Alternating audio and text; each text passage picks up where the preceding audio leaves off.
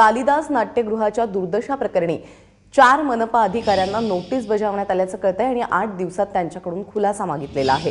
प्रांजल कुलकर्णी आपल्याबरोबर आहे। प्रांजल, कशा पद्धतीने ऍक्शन घेतली आहे महानगरपालिकेनं?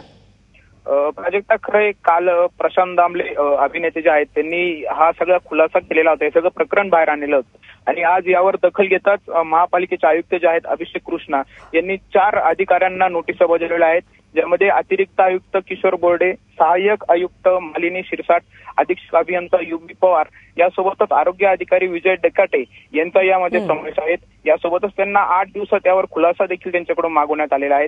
आज दुपारी आयुक्त जे आहेत अभिषेक कृष्णा यांनी यावर मीटिंग ही बोलावली होती आणि यामध्ये सर्व त्यांच्याकडून जे आहे ती माहिती घेण्यात आली आणि यावर जो आहे तो खुलासा मागवण्यात आलेला आहे।